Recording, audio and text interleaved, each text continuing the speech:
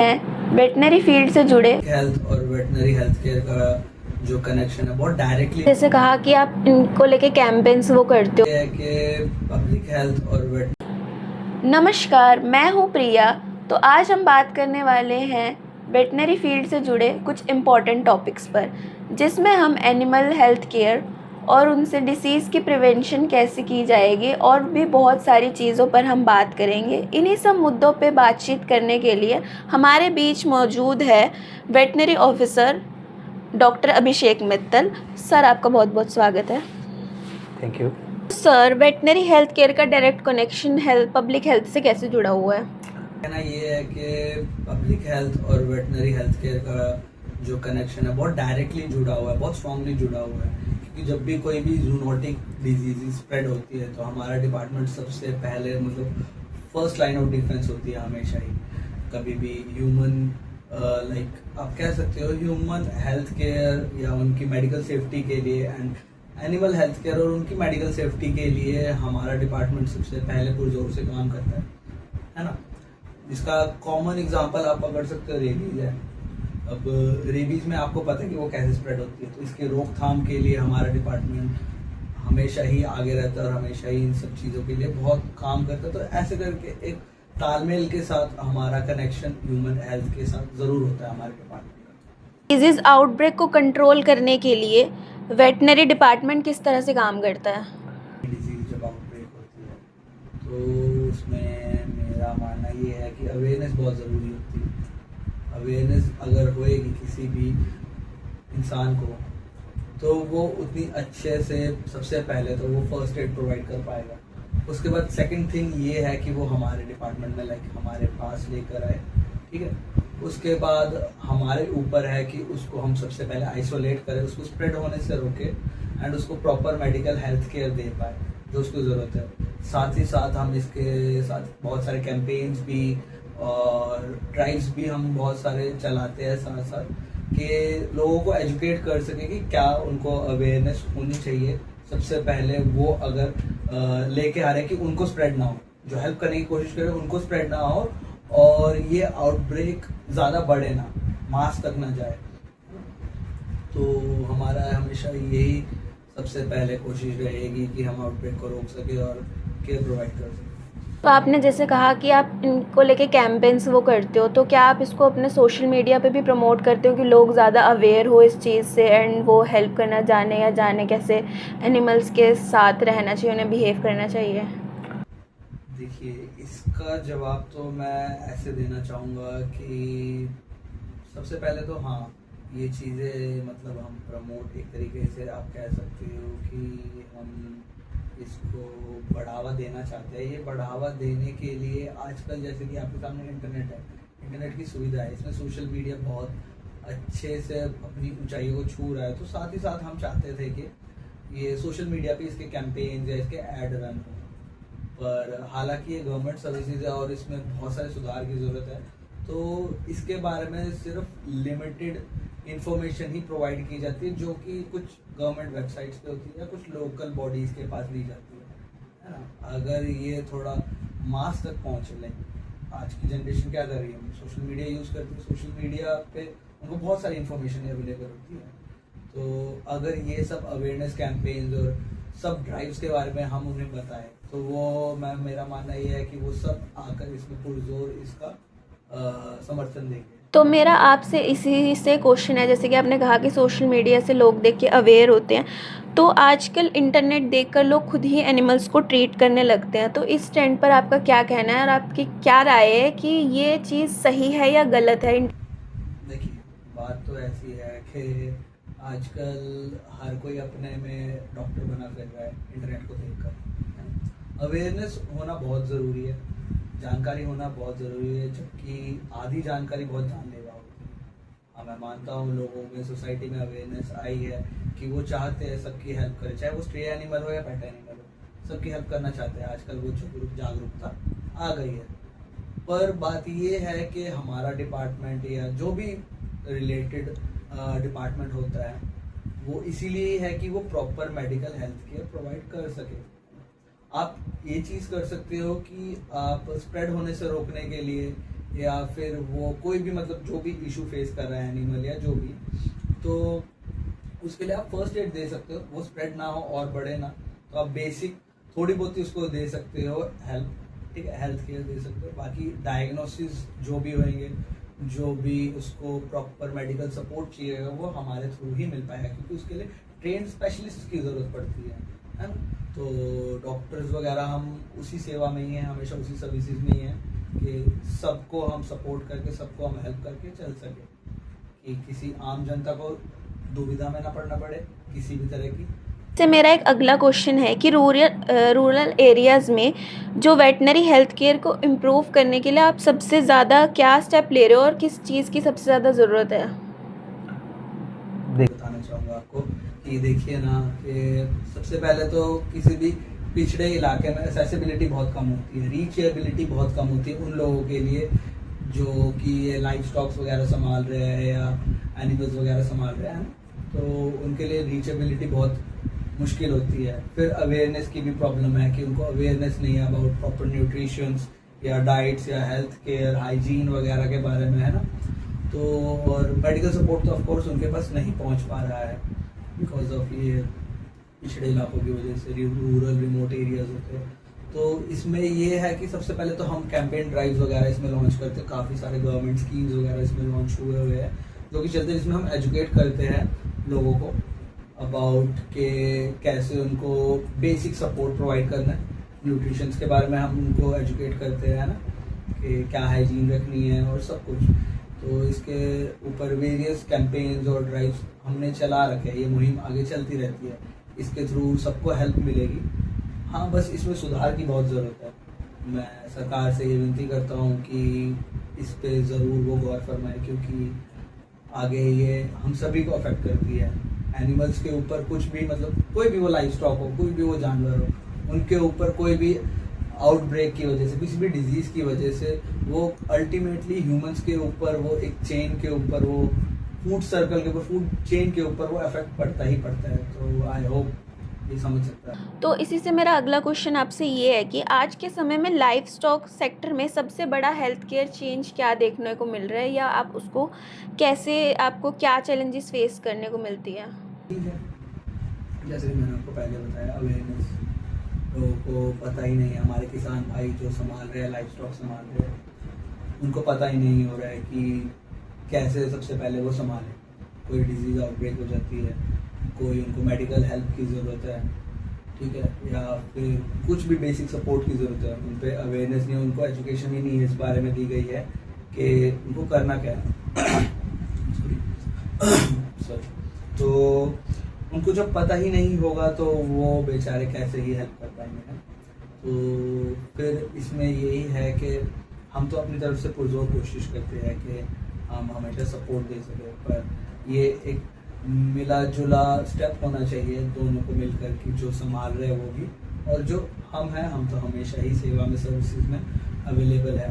पर इसके लिए ये है कि चेंजेस बहुत सारे ज़रूरी है, जैसे कि एजुकेट करना, अवेयरनेस लेकर आना, ठीक है, और सबको इस बारे में बताना, अवेयरनेस होना कि क्या हम उनके लिए कर सकते हैं, क्या हम बेसिक सपोर्ट दे सकते हैं, क्या उनकी न्यूट्रिशनल डाइट होनी चाहिए, क्या उनको हेल्थ केयर प्रोवाइड मिलना चाहिए, मतलब प्रोवाइड होना चाहिए। तो जैसे आजकल इतना ज़्यादा मौसम, क्लाइमेट चेंज हो रहा है एंड बाहर इतनी ज़्यादा तपती गर्मी हो रहा है, तो क्लाइमेट चेंज का एनिमल्स की हेल्थ पर कैसा असर पड़ रहा है, कि उन्हें क्या चैलेंजेस फेस करने को मिल रहे हैं, उनके अंदर ऐसी किस टाइप की बीमारियां आ रही है, कि किस टाइप के चैलेंजेस?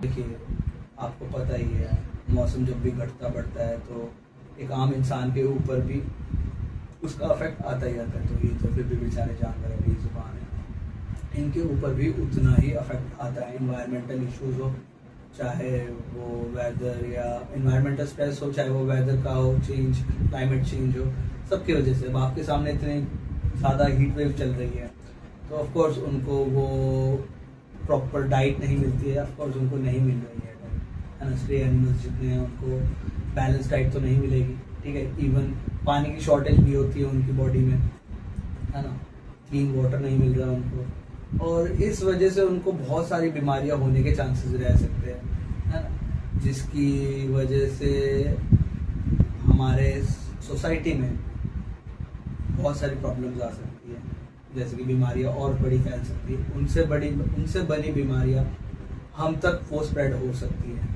तो ऑफ कोर्स क्लाइमेट चेंज का ये अफेक्ट है कि कुछ भी हो, चाहे वो सर्दी हो या गर्मी हो, किसी भी लिविंग क्रीचर के ऊपर उसका अफेक्ट आता ही आता है, XYZ रीजन। चाहे वो आप क्लाइमेट फैक्टर ले लो, चाहे वो आप वेदर ले लो, इन्वायरमेंटल स्ट्रेस ले लो, कुछ भी है, वो उनकी बॉडी के ऊपर अफेक्ट डालेगा ही डालेगा अल्टीमेटली, जो कि हमारी सोसाइटी के ऊपर घूम कर आएगा उनकी वजह से, और हम पे भी वो आएगा। तो मेरा मानना ये है, मेरा कहना ये है कि हम थोड़ा थोड़ा सभी मिलजुल कर हेल्प कर सकते हैं, उनको छांव प्रोवाइड कर सकते हैं, कहीं शेड लगा के, या आप पानी दे सकते हो, खाना दे सकते हो। जैसे एक मिला जुला क्वेश्चन है मेरे पास, जो मैं काफ़ी टाइम से आपसे पूछना चाह रही हूँ कि आजकल जो जेनजी जनरेशन है, या जो आगे अल्फा जनरेशन जो आ रही है, आजकल की जो यूथ है, उसमें पेट कल्चर आजकल बहुत ज़्यादा रैपिडली ग्रो कर रहा है। तो क्या लोग पेट्स की रिस्पॉन्सिबिलिटी को सही से निभा पा रहे हैं, या उन्हें क्या ऐसा करना चाहिए, क्या ऐसी अवेयरनेस और रिस्पॉन्सिबिलिटीज़ उन्हें पता होनी चाहिए कि ये सही है एंड ये गलत है, एंड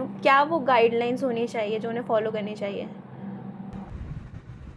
देखिए, आजकल तो पेट रखना ऐसा हो गया है कि स्टेटस सिंबल के तौर पे या ट्रेंड के तौर पे लोग पेट्स रख रहे हैं। हालांकि कुछ लोग रिस्पॉन्सिबल होते हैं, उनको नॉलेज होती है पेट्स की कैसे केयर करनी है, उनको क्या न्यूट्रिशनल वैल्यू देनी है, क्या इमोशनल केयर देना है, क्या फिजिकल एक्टिविटीज़ के साथ उनको बैलेंस रखना है ना। पर कई लोगों को सिर्फ वो स्टेटस सिंबल या सिर्फ अपनी प्राइड के लिए, या फिर कह सकते हो आप ट्रेंड के लिए रखना है, जिन्हें कोई परवाह नहीं है पेट्स की, सिर्फ वो दिखाना चाहते हैं, ठीक है। वो शो ऑफ के लिए मेरे ख्याल से नहीं रखना चाहिए, जबकि जो रिस्पॉन्सिबल है उसे अवेयरनेस भी होती है, उसे पता होता है कि मेरे को अगर पेट रखना है तो मेरे पास एक जिम्मेदारी, एक रिस्पॉन्सिबिलिटी है। रिस्पॉन्सिबल ऑनरशिप बहुत ज़रूरी है, क्योंकि वही एक ऐसा इंसान हो सकता है, ऐसा मतलब केयर गिवर हो सकता है जो कि हर चीज़ प्रोवाइड कर सके, जैसे कि फिजिकल अटेंशन, इमोशनल केयर और बैलेंस डाइट होती है, ठीक है। हर स्पीशीज़ की, हर ब्रीड की, हर एनिमल की अलग अलग रिक्वायरमेंट्स होती है, तो हर रिक्वायरमेंट के अकॉर्डिंग आपको वो चीज़ें उनको प्रोवाइड करनी पड़ती है। अब चाहे आप मान लो वो डाइट है, जैसे कि है ना, किसी XYZ ब्रीड की कोई डाइट है, तो किसी और की कोई और डाइट है, आपको वो डाइट उनके अकॉर्डिंग प्रोवाइड करनी पड़ेगी, वो स्पीश, वो ब्रीड देख कर। ऐसा नहीं कि आप कुछ भी फ्लो में जा रहे हैं और जिस वजह से फिर आप बाद में कोसेंगे कि मैंने ये पेट लिया था और ये तो फिर ऐसे ख़राब निकला, या फिर वो एग्रेसिव उनका बिहेवियर हो जाता है, और फिर वही लोग होते हैं जो समाज में आकर कह रहे थे, पूछ रहे होते हैं कि ये तो ख़राब ब्रीड है, ये तो डेंजरस ब्रीड है, या कुछ भी। तो मेरे ख्याल से रिस्पॉन्सिबिलिटी और ऑनरशिप, ये दोनों चीज़ें आपको सोच समझ कर लेनी चाहिए पेट के लिए, जब आप डिसाइड कर रहे हो आप पेट लेने वाले हो। नॉलेज भी बहुत ज़रूरी है, इसके बारे में अवेयरनेस होना बहुत ज़रूरी है। जैसे कि आपने कहा, मुझे ऐसा लगता है कि बेसिक एक रिस्पॉन्सिबिलिटी और नॉलेज तो होनी ही चाहिए कि उनको क्या खाना देना है एंड क्या पानी देना है, एंड क्या छोटी मोटी मेडिसिन है जो हम उनके देख सकते हैं। ना ही सिर्फ ब्रीड डॉग्स, जो बल्कि स्ट्रीट डॉग्स होते हैं, उनके लिए भी हमें बेसिक नॉलेज होनी ही चाहिए सबको। सिर्फ उनको ब्रीड डॉग्स को ही अपने घर में रखना या पैशन के लिए रख लेना, वही सिर्फ बड़ी चीज़ नहीं है ना। स्ट्रे डॉग्स आजकल बहुत सारे हैं, इंडी डॉग्स, आजकल इवन बॉलीवुड भी आजकल अडॉप्ट करने लगा है, आपके सामने ये बहुत सारे एग्जांपल्स हैं। तो अच्छी बात है, इस तरह से आप अपनी सोसाइटी को भी हेल्प कर रहे हैं और खुद के लिए तो आप कर ही रहे हैं। एथिकली तो अपनी जगह पे है, बट हाँ, अगर आप उसको अपने मन के मुताबिक देखना चाहते हैं तो वो बहुत अच्छी बात है। तो आजकल की जो यूथ है जो वेटनरी फील्ड को ज्वाइन करना चाहती है, उन्हें मेंटली और प्रोफेशनली कैसे प्रिपेयर होना चाहिए? वेटनरी फील्ड में आपको इमोशनली और फिजिकली ये बहुत डिमांडिंग होती है लाइफ। इसमें आपको डेडिकेशन, कंपैशन एंड साथ ही साथ पेशेंस रखना बहुत ज़रूरी होता है। हालांकि कई बार ऐसी सिचुएशंस होती है कि जिनमें आपको इमरजेंसी या फिर इमोशनल केसेस हैंडल करने पड़ते हैं, जो बहुत स्ट्रेसफुल होता है फिजिकली और इमोशनली या मेंटली भी, है ना। तो उन केसेस को आप बहुत क्रिटिकल तरह से आप हैंडल करते हैं, तो उसमें बहुत सारे मॉरल वैल्यूज़ होना बहुत ज़रूरी है। तो जो इस फील्ड के बारे में सोच रहा है, जो इन बेजुबानों के वेलफेयर या फिर आप कह सकते हो केयर के बारे में सोच रहा है, तो उनमें ये वैल्यूज़ होना बहुत ज़रूरी है। हाँ, जो सोचता है वो ज़रूर ज्वाइन करे, क्योंकि वो इस तरह से अपने इंडिविजुअल पर्सनालिटी के लिए, उसके अपने मन के लिए मीनिंगफुल बहुत होएगा। तो वो प्रिपरेशंस करे एंड अपनी अगर मेंटली एंड इमोशनली प्रिपरेशन पहले रेडी है तो वो ज़रूर आगे बढ़े इस लाइन में। मैं यही बोल सकता हूँ। जी, मेरा आपसे आखिरी सवाल ये है कि आपके करियर का कोई बहुत ही ऐसा कोई डिफ़िकल्ट केस या कोई मेमोरेबल पार्ट जो आपको हमेशा याद रहे या जो आप कभी भूल नहीं सकते, वो अगर आप शेयर करना चाहें तो? तो देयर वाज वन केस जहाँ पे हम वैसे तो बहुत बड़ी फील्ड पे निकलते हैं, है ना, एंड अपने हॉस्पिटल में भी हम ट्रीट करते हैं। So once there was a case जहाँ पे हम एक बार स्ट्रे डॉग को ट्रीट कर रहे थे, जो कि कहीं ऐसे मार्केट में निकला हुआ था, दर ठोकरें खा रहा था, या आप कह सकते हो वो छुपता फिर रहा था सभी लोगों से। उसे बहुत लोग ट्रीट करवाना चाहते थे बट वो किसी के हाथ नहीं आ रहा था। तो हमने बहुत कोशिशों के बाद लोकल बॉडीज़ की हेल्प लेकर, वॉल्टियर्स की हेल्प लेकर उसे पहले ढूंढ के उसको ट्रीट करने की बहुत कोशिश की है।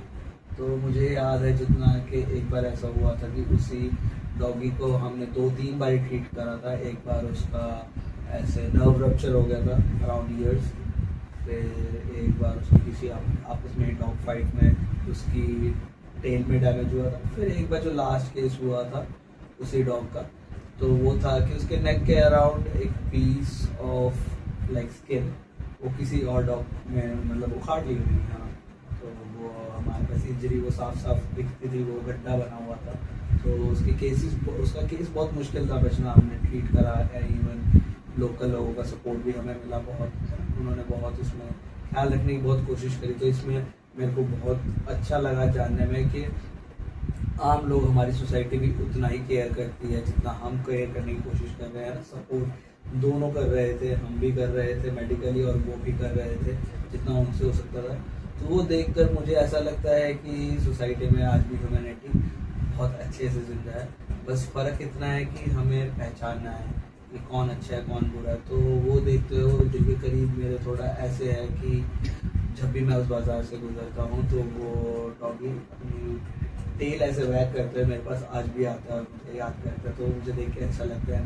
वो लोकल लोग हमेशा वो चेयर अप करते हैं, उस चीज़ को प्रोत्साहन देते हैं कि हम अच्छा कर रहे हैं। तो ये एक तरीके से काइंड ऑफ सपोर्ट भी है जो हमें अच्छा लगता है, जो कि हमें वैसे तो नहीं मिलता है, पर लोकल लोग जब देते हैं तो वो थोड़ा अच्छा लगता है। तो हाँ, वो फील्ड पे निकल के ना जो रॉ इन्फॉर्मेशन और लोगों के फीडबैक देखने को मिलते हैं वो बहुत दिल के करीब है। तो चलिए डॉक्टर अभिषेक मित्तल, आपका बहुत बहुत धन्यवाद कि आपने अपनी इतनी ज़्यादा ज़रूरी इन्फॉर्मेशन हमारे साथ शेयर करी। एंड आज की डिस्कशन से हमें वैरायटी से हेल्थ केयर के बारे में, डॉग्स के बारे में हमें जानकारी मिली, और इससे हमें बहुत सारी ज़रूरी बातें जानने को मिली कि कैसे हमें उससे चीज़ों को हैंडल करना चाहिए, कैसे हमें बेसिक चीज़ें पता रहनी चाहिए, जो एक बेसिक नॉलेज होनी चाहिए वो हमें कैसे हैंडल करना है एंड कैसे क्या सारी चीज़ें जो भी इन्होंने इन्फॉर्मेशन दी। तो आपका बहुत बहुत धन्यवाद। Thank you.